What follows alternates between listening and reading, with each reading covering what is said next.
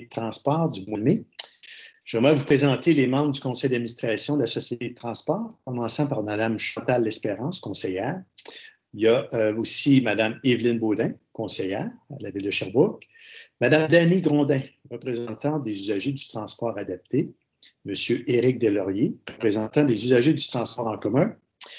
Le président, M. Pierre Tremblay et M. Pierre Havard, conseiller municipal. Nous sommes accompagnés des gens de la direction de la Société de transport, M. Patrick Dobson, directeur général. Nouvelle venue à la Société de transport, encore une fois, bienvenue, Mme Claudie Champoux, trésorière. M. Michael Gauthier, directeur des ressources humaines. M. Stéphane Veilleux, directeur des opérations. Et le dernier, non le moins, M. Louis Andrineau, directeur du marketing, qualité, service et des partenariats, et aussi coordonnateur du Centre de mobilité durable. Donc, on irait avec l'ouverture de l'Assemblée et lecture et adoption du procès-verbal de la séance du 14 avril 2021. Membres du conseil d'administration, est-ce que les propos et décisions qui sont décrits dans le procès-verbal reflètent plutôt les décisions qu'on a tous prises ensemble? Oui. Oui. Okay.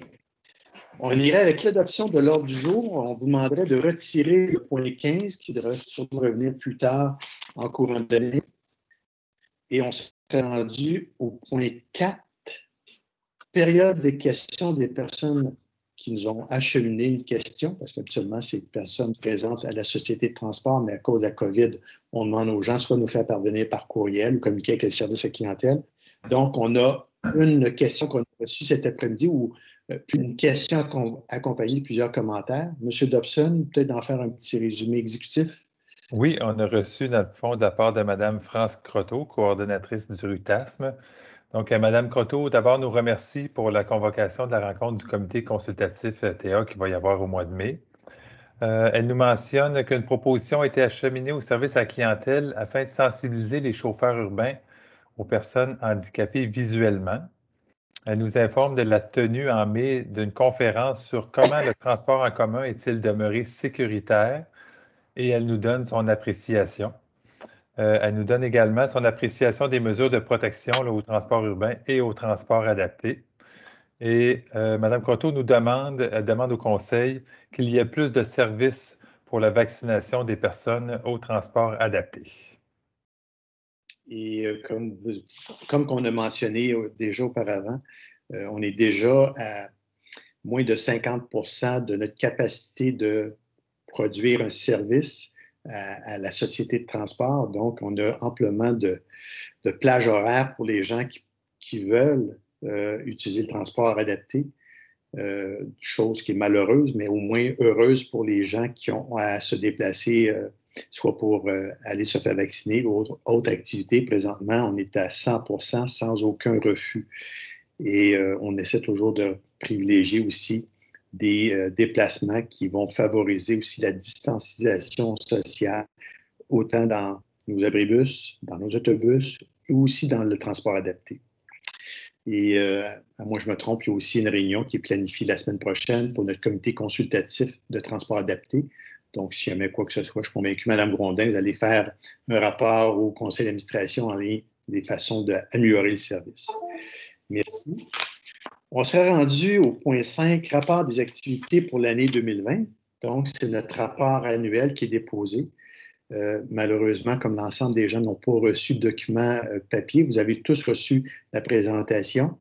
On sait, hein, l'année 2020 a été une année exceptionnelle, vraiment en lien avec le dossier principal ou la situation principale qui était la COVID.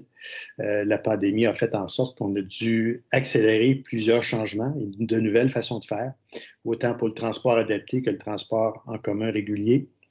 Des mesures sanitaires aussi qui ont été implantées. On a dû malheureusement improviser plusieurs choses.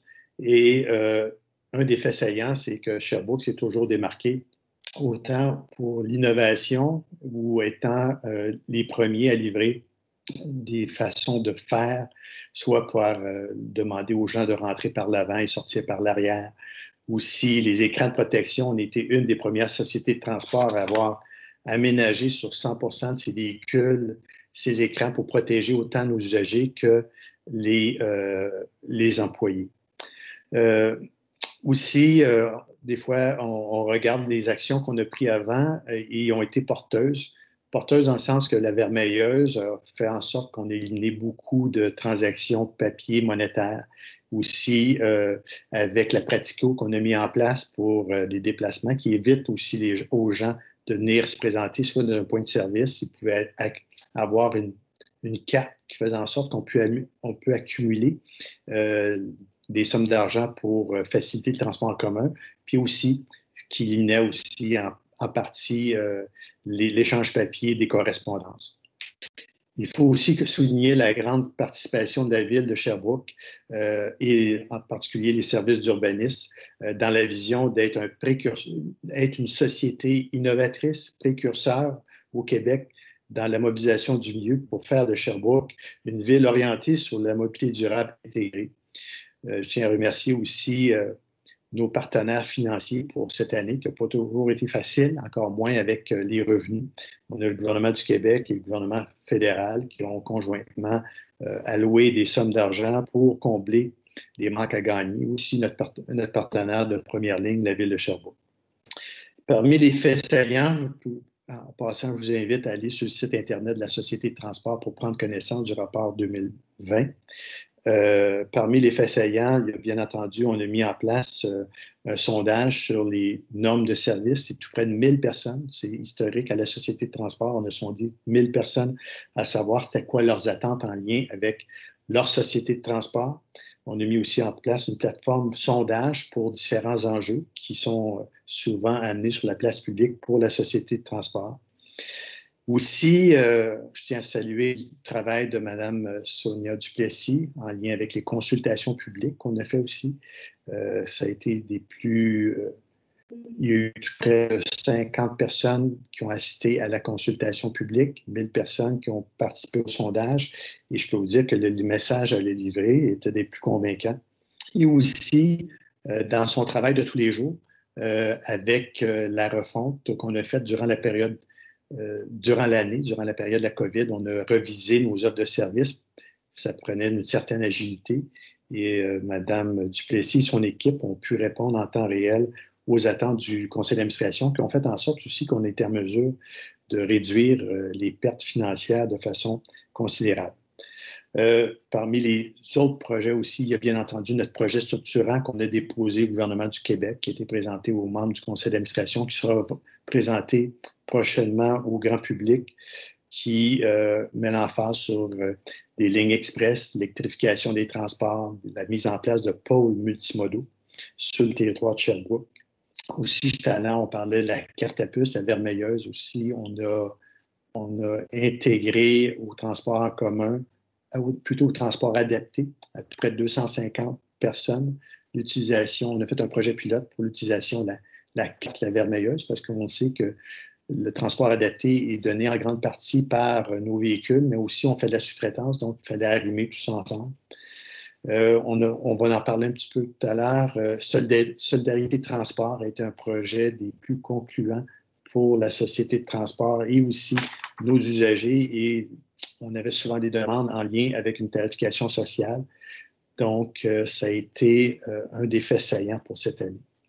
Donc, je tiens à remercier l'ensemble du conseil d'administration, puis aussi de l'organisation très large et la direction générale pour l'année 2020, que, encore là, Sherbrooke, on s'est marqué avec la société de transport par les actes ou les gestes qu'on a mis en place, ou les actions qu'on a mis plutôt en place pour l'année, qui fait en sorte qu'on a pu répondre en temps réel aux attentes des usagers, puis aussi des futurs usagers. Donc, merci beaucoup.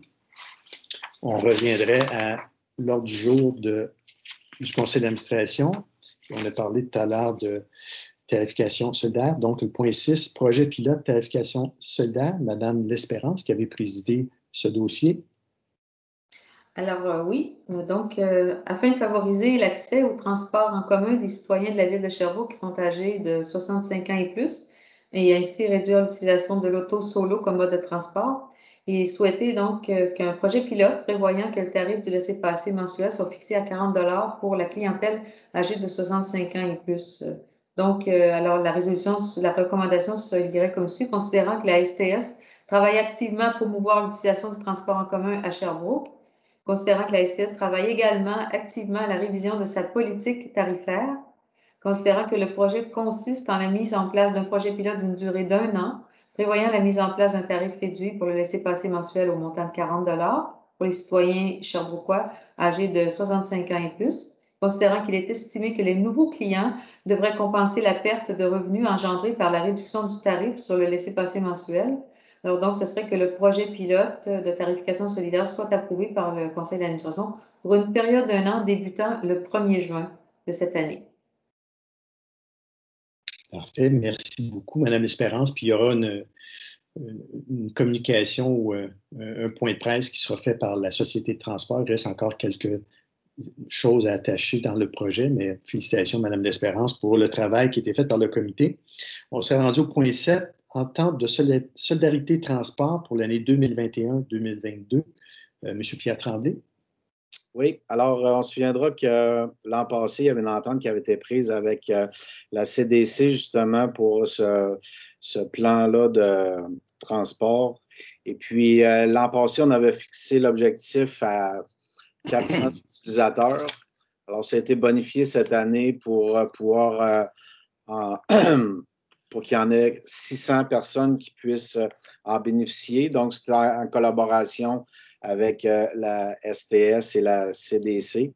Et puis, le tarif également qui est revu. Alors, le tarif qui était à 49 on parlait de 40 à ce moment-là. Donc, on l'a ramené pour faire en sorte qu'il soit identique justement à ce que Mme L'Espérance vient de mentionner préalablement pour les personnes de 65 ans et plus. Alors, pour nos personnes plus démunies dans le besoin, le montant a été fixé également à 40 $. Donc, il est recommandé qu'on puisse poursuivre ce partenariat-là avec la CDC qui font un excellent travail, soit dit en passant, un excellent partenaire de la Société de transport. Donc, que cette entente-là soit reconduite pour 2021-2022, soit jusqu'à mi-année 2022. Merci. Merci, M. Tremblay. Très bien résumé, ce document d'environ 25 pages en quelques mots. Et comme vous avez si bien dit, de remercier la CDC pour le leadership qu'ils ont exercé dans ce dossier-là, qui fait en sorte que ça rend le travail de la Société de transport encore plus facile et plus efficace. Merci beaucoup. On s'est rendu au point 8, remplacement d'un membre du comité de retraite excusez-moi. Remplacement d'un membre du comité de retraite du régime complémentaire de retraite des employés réguliers de la Société de transport de Sherbrooke. Espérance en tant que présidente du comité de retraite. Oui, alors le règlement complémentaire de retraite des employés réguliers de la Société de transport prévoit la constitution d'un comité de retraite dont certains membres sont nommés par le conseil d'administration. Madame Suzanne Méthode a été nommée membre du comité de retraite à titre de représentant de l'employeur par une résolution qui portait le nom de le numéro 074-08. Et Madame Méthode, pour un mandat de 3 ans qui expirait le 13 septembre 2023, avait été renouvelée par la résolution 090-20. Madame Méthode, on sait tous, a pris sa retraite, donc il faut la remplacer au sein du comité de retraite. Et le règlement du régime prévoit que le mandat du nouveau membre désigné pour remplacer un membre démissionnaire expire à l'échéance du mandat du membre remplacé. Donc, on recommanderait que Mme Claudie Champoux, trésorière de la Société de transport de Sherbrooke, soit nommée représentante de l'employeur au sein du comité de retraite pour terminer le mandat de Mme Suzanne Méthode, soit jusqu'au 13 septembre 2023. Merci, Mme L'Espérance. Point 9, dépôt du compte-rendu du comité de pilotage du CMDS du 16 mars 2021. Parmi les choses qui ont été discutées, les aménagements de la rue King-Est. Bien entendu, on voulait s'assurer que la place du transport en commun, aussi du transport actif, ne soit pas oubliée. Puis c'est un des enjeux principaux du réaménagement de la rue King-Est. Il y a aussi un autre dossier qui est en développement, c'est le centre mère et enfants au CIUS de Sherbrooke. Une des préoccupations avec l'arrivée du nouveau bâtiment, c'était de s'assurer de la même qualité du service qu'on donnait aux usagers du transport en commun pour se rendre au CIUS, puis aussi s'assurer les aménagements soient conviviaux pour l'usage du transport actif et du transport en commun. Donc, dossiers en cheminement. Point 10, rapport financier au 31 mars 2021. Madame Évelyne Baudin, présidente du comité des finances.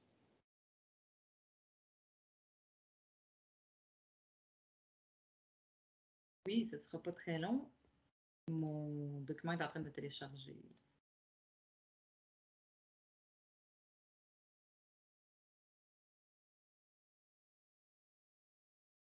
Alors, au niveau des dépenses, on a 2 écarts notables. Premièrement, l'achat de modules de batterie pour les autobus hybrides au transport urbain qui cause un écart défavorable de 85 000 $. Et le deuxième, c'est dû à la baisse des déplacements au transport adapté. On constate une diminution des dépenses. Cette diminution représente un écart favorable de 190 000 $ en majeure partie lié à la baisse des déplacements effectués par le sous-traitant. Merci beaucoup. Je suis rendu au point 11, règlement numéro R062, décrétant une dépense de 1 million de dollars et un emprunt de 1 million de dollars pour le maintien en bon état de fonctionnement des véhicules hybrides par l'acquisition de composantes. M. Pierre Havard.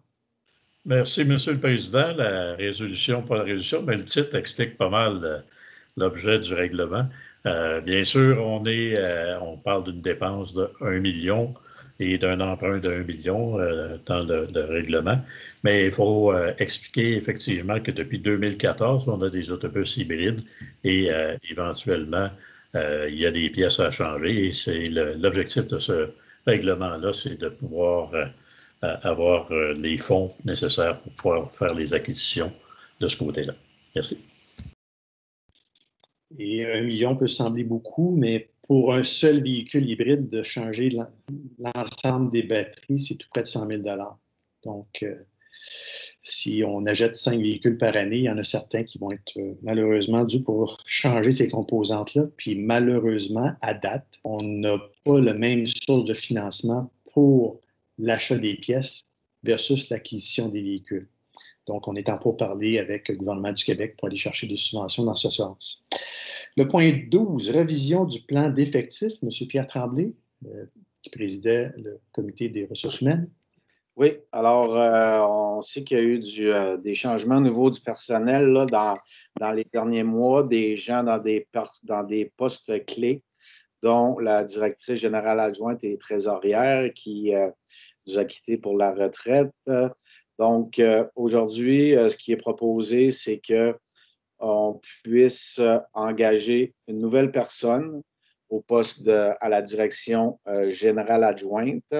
Et on dit également qu'on va procéder aussi à une mise à jour du plan des effectifs par le fait même, parce qu'il y a certains mouvements qui ont été faits, donc à la direction générale adjointe, d'une personne qui va prendre un autre poste au niveau des achats, à moins que je me trompe, et une nouvelle personne sera nominée à la direction générale adjointe pour venir assister encore une fois M. Dobson. Donc, c'est un poste clé à la STS et c'est simplement pour que le CA puisse approuver de renommer une personne justement à la direction générale adjointe et puis qu'on va faire suivre avec ça. Ça inclut aussi la description de tâches complètes, etc., etc., etc. Merci. Donc, si la personne recherchée, si on cherche une personne qui va être capable d'exercer un leadership, aussi une personne rassembleur avec beaucoup de crédibilité, puis aussi une bonne expérience dans les sociétés de transport. Donc, M. Dobson, bonne chance dans vos recherches. Merci beaucoup. On s'est rendu au point 13, considération des soumissions reçues pour un service d'un acquéreur pour le traitement des transactions de paiement en ligne AO STS-2101, le projet. M. Éric Deslauriers. Oui, merci, M. le Président. Donc, il arrive à l'occasion que pour faire des économies, nos sociétés de transport au Québec se regroupent entre elles pour faire des appels d'offres conjoints. Donc, c'est le cas ici. Donc, il y a eu un appel d'offres public qui regroupait la Société de transport de Sherbrooke, celle de Saguenay ainsi que celle de Trois-Rivières, qui a été lancée le 19 mars 2021 pour faire l'acquisition d'un système de traitement des transactions de paiement en ligne. Donc, au bout de cet appel d'offres-là, nous avons reçu 3 soumissions et il a été recommandé d'adjuger le contrat à Moneris, qui était le plus bas soumissionnaire conforme pour les services de Naquera pour le traitement des transactions en ligne pour nos 3 sociétés de transport. L'objectif, c'est de la mise en place pour l'automne 2021, qui va faire en sorte que les gens vont être en mesure de télécharger des fonds sur leur carte La Vermeilleuse à partir de leur téléphone ou leur ordinateur, chose qui a été souvent revendiquée, entre autres par M. Tremblay du conseil d'administration. Donc, une façon de plus d'être encore plus attrayant pour les usagers et futurs usagers du transport en commun.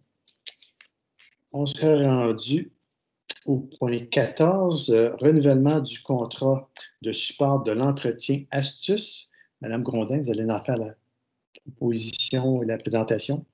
Oui, merci, Monsieur le Président. Donc, la Société de transport de Sherbrooke s'est dotée en 2011 d'un progiciel de gestion intégrée qu'on appelle Astuce. Progiciel qui a subi plusieurs améliorations au fil des ans et pour lequel on doit renouveler un contrat de support et d'entretien à toutes les années.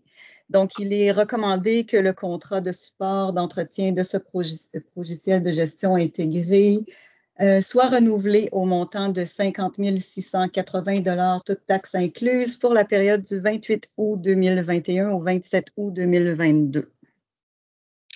Merci beaucoup, Mme Grondin. On sera rendu au point 16, bordereau de la correspondance. On demanderait peut-être à M. Dobson, on avait eu, je crois, ces 4 correspondances venant du ministère des Transports prioritairement.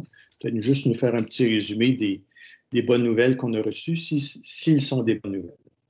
Oui, on a reçu, dans le fond, la confirmation du programme d'aide d'urgence pour le transport collectif des personnes, mais au transport adapté. Donc, c'est une bonne nouvelle. 638 484 $. On a reçu aussi confirmation du programme d'aide au développement du transport collectif. Donc, le volet 1 là, du maintien des services, un montant de 2 132 723 $.